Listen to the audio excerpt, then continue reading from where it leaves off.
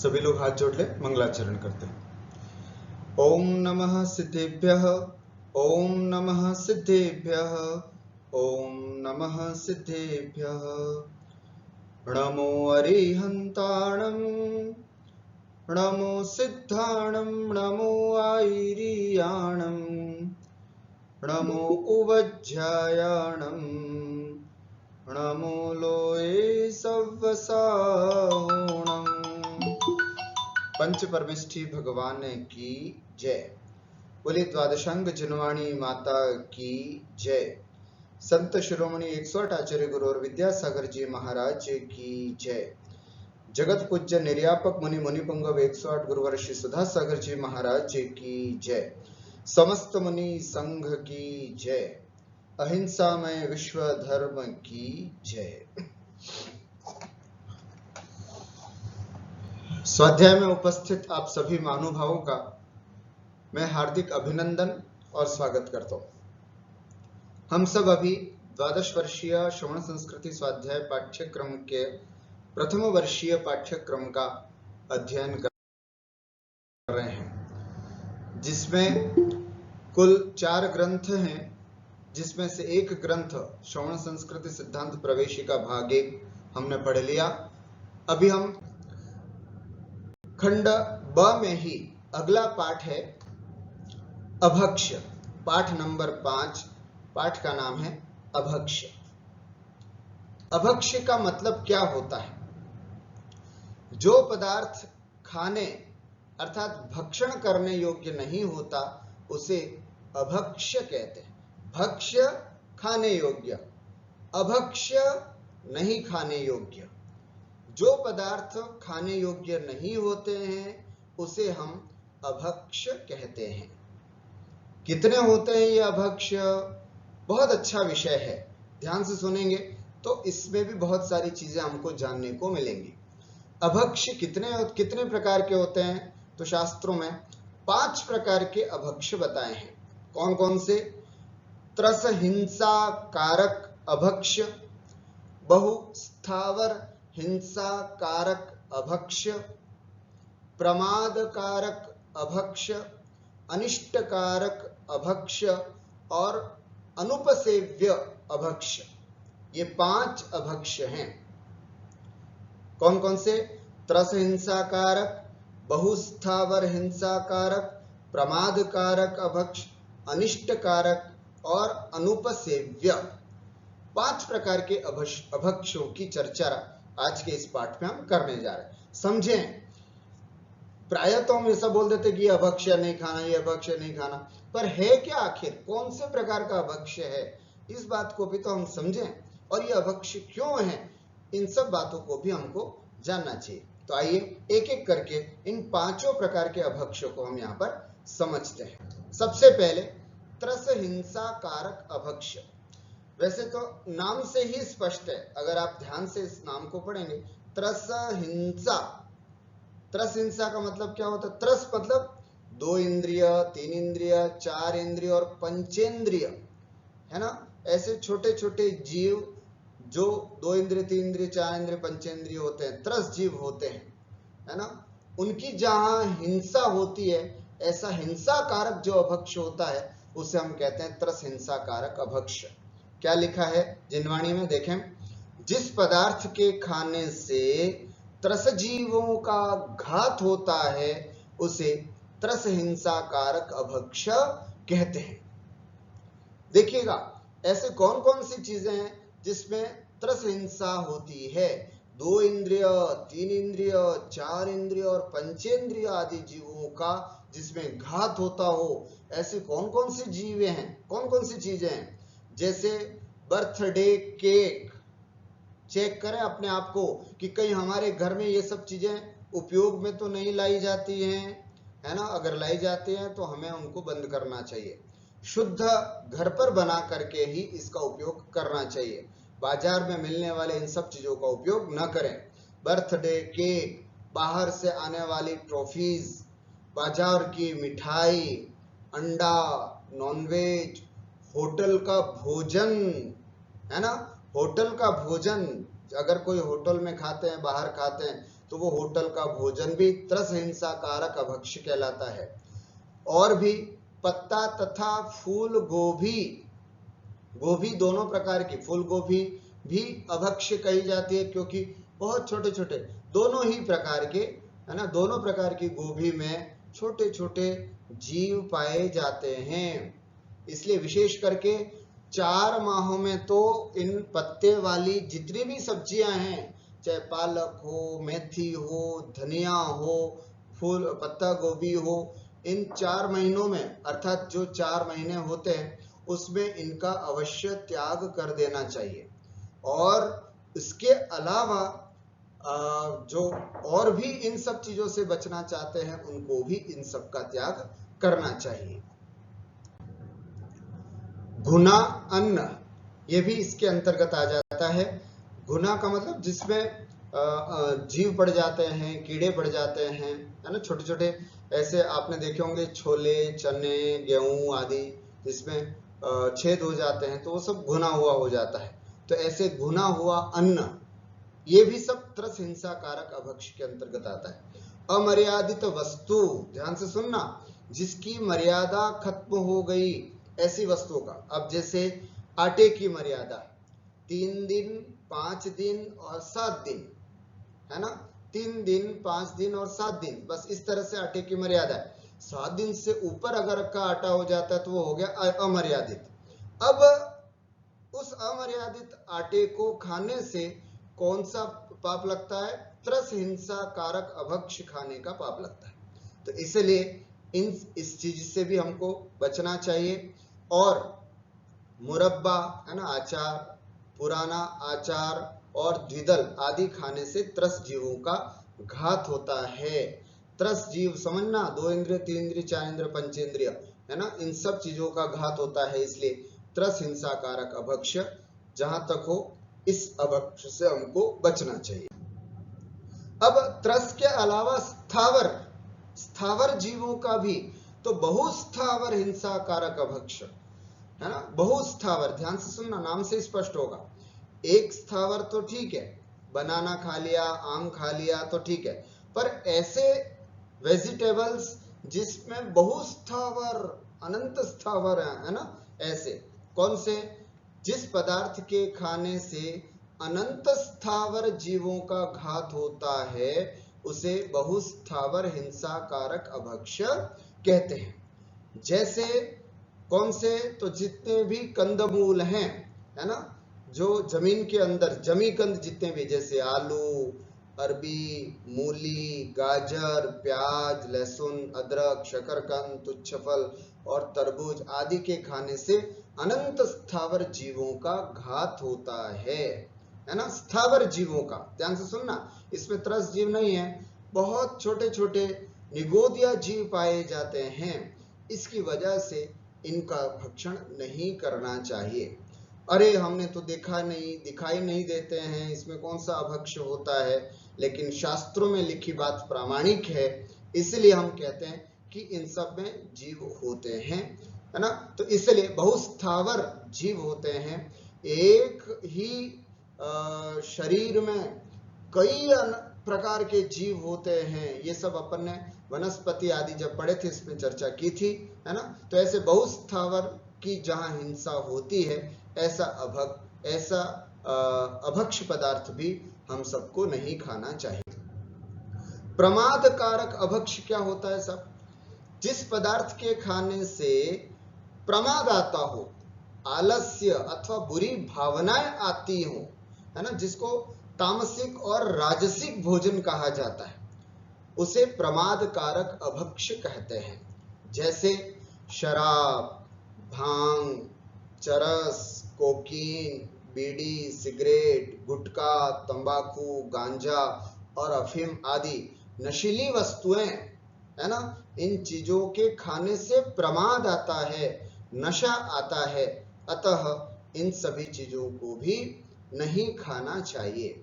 जैसे कोई विद्यार्थी है, अभी भोजन करने के बाद ही उसको पढ़ने के लिए बैठना है, तो उसको भी ज्यादा गरिष्ठ भोजन नहीं करना जिससे कि उसको प्रमाद आए। जैसे कोई व्रती है और अभी भोजन करने के बाद उनको सामायिक में बैठना है, तो उनको भी ज्यादा गरिष्ठ भोजन नहीं करना जिससे कि सामायिक भी न कर पाए, बहुत नींद आ जाए और अच्छे से सामायिक भी न कर पाए, तो वो भोजन भी उनके लिए अभक्ष्य हो जाता है, नहीं खाने योग्य। तो ऐसी बातों में हमें ध्यान रखना चाहिए। ऐसा भोजन जो हमारे लिए आलस्य पैदा करे, प्रमाद पैदा करे, ऐसा भोजन नहीं करना चाहिए, जिससे कि हमारे आवश्यक मूल गुण जो हैं वो भी ना पूरे हो, तो वो सब प्रमाद कारक अभक्ष्य कहलाते हैं। उसके बाद आता है अनिष्ट कारक अभक्ष्य। अनिष्ट कारक अभक्ष्य क्या होता है? जो पदार्थ भक्ष्य तो हैं, भक्ष्य होने पर भी पथ्य नहीं होते, हितकर नहीं होता, उसे अनिष्ट कारक अभक्ष्य कहते हैं। जैसे खांसी के रोग वाले को मिठाई खाना, अरे भाई पहले से ही खांसी है, अब मिठाई कैसे खाओगे, और खांसी हो जाएगी। तो खांसी जिसको हो रही है उसके लिए मिठाई क्या है? अभक्ष्य है। बुखार वाले को हलवा खाना, ऑलरेडी इसको फीवर है तो उसके लिए हलवा है ना, माँ जो है वो हलवा नहीं देती है। क्यों नहीं देती है? उसको कहती है नहीं ये तेरे लिए अभक्ष्य है ना। जैसे शुगर की बीमारी वाले को कोई मीठा नहीं देना, घी है ना, हार्ट अटैक या ब्लड प्रेशर वाले को घी नमक आदि की ज्यादा तली हुई वस्तुएं न देना, ये सब उसके लिए अभक्ष्य है, अनिष्ट कारक अभक्ष्य है।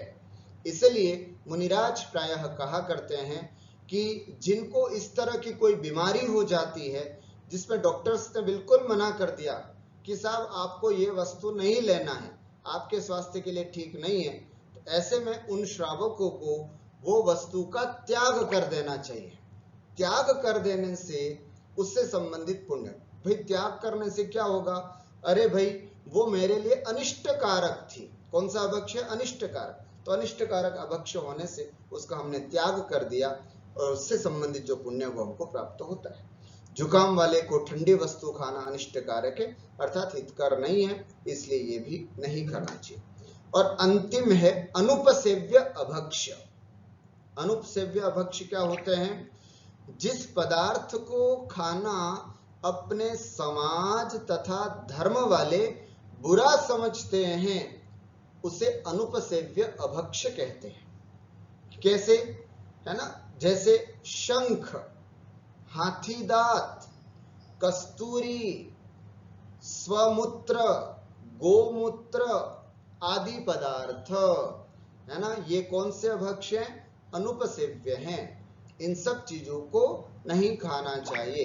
कई लोग है ना औषधि के लिए, औषधि के निमित्त से इन सब चीजों का उपयोग करते होंगे, है ना, शंख, हाथीदांत इत्यादि, परंतु हमारे शास्त्र जैसे गोमूत्र ही बहुत चलता है, कई वेजीज को रिकमेंड करते हैं साहब ये पीना चाहिए, वो करना चाहिए, लेकिन हमारे शास्त्रों में उसको अनुपसेव्य अभक्ष्य की श्रेणी में रखा है, इसलिए इसका नहीं करना चाहिए। एक सुंदर सा अभक्ष्य पदार्थों के नामों की सूची है ना इस पद्य के साथ हम यहाँ पर देख सकते हैं।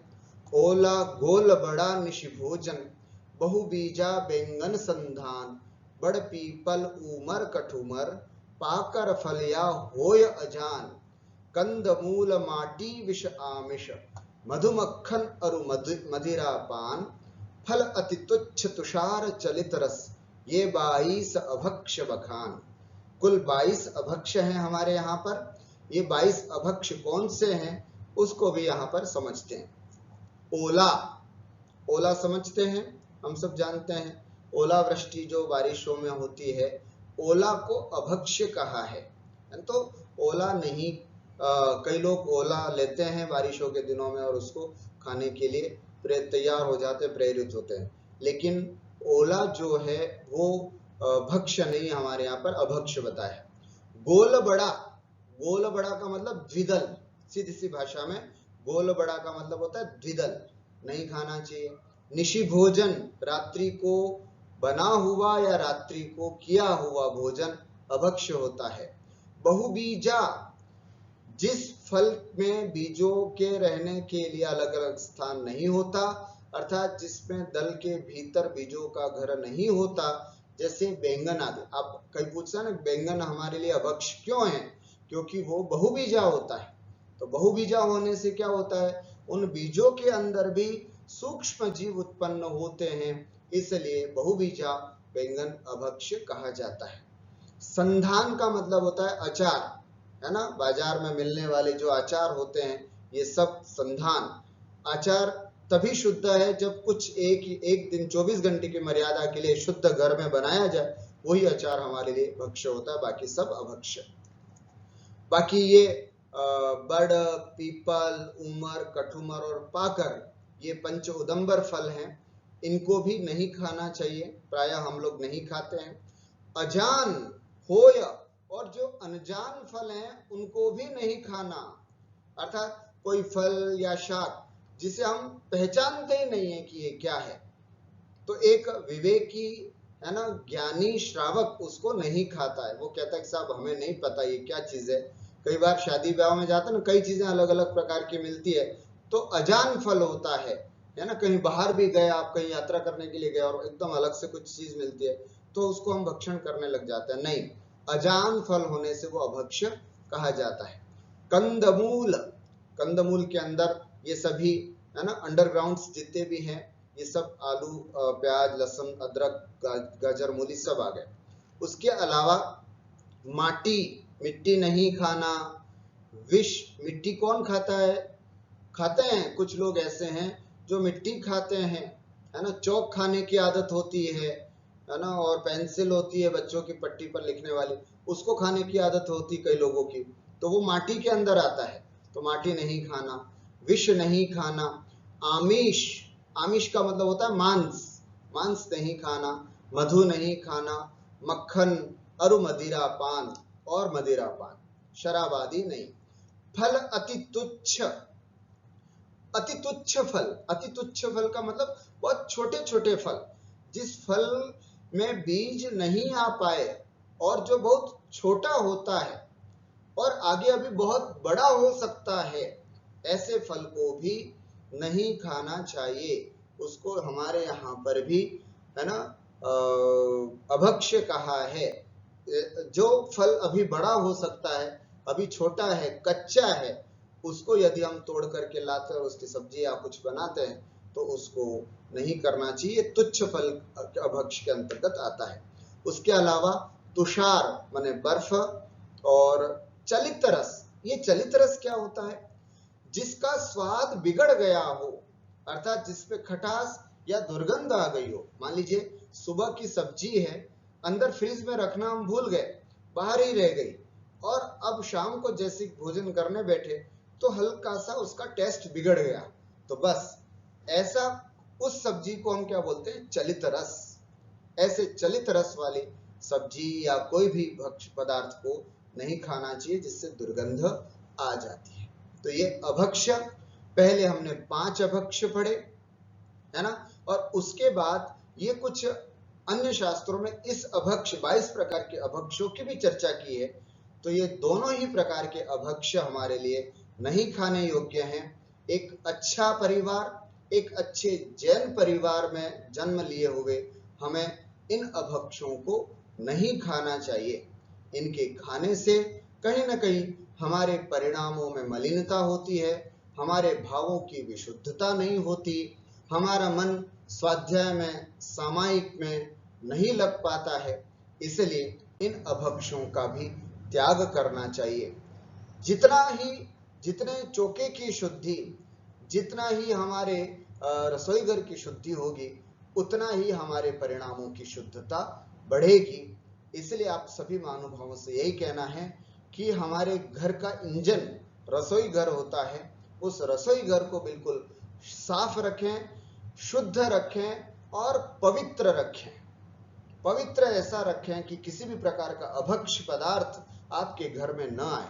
अगर छोटे बच्चे हैं, ऐसा कुछ है, नहीं मानते हैं, ऐसा कुछ है, तो उनसे कहो बाहर खा के आओ, लेकिन हमारे घर में, किचन में इन सब चीजों का प्रयोग न हो। वैसे तो आदत पूरे परिवार की ही ना हो, लेकिन अगर कई प्रकार के सबके अपने अपने स्वभाव होते हैं, अगर बहुत ऐसा हो तो भी किचन में ये चीजें न आए, इतना स्ट्रिक्टनेस तो आप हम सबकी होनी ही चाहिए कि किचन में ऐसे अभक्ष्य पदार्थों का उपयोग न हो। बस आज इतनी ही बात कह करके मैं अपनी वाणी को विराम देता हूँ। बोली द्वादशांग जिनवाणी माता की।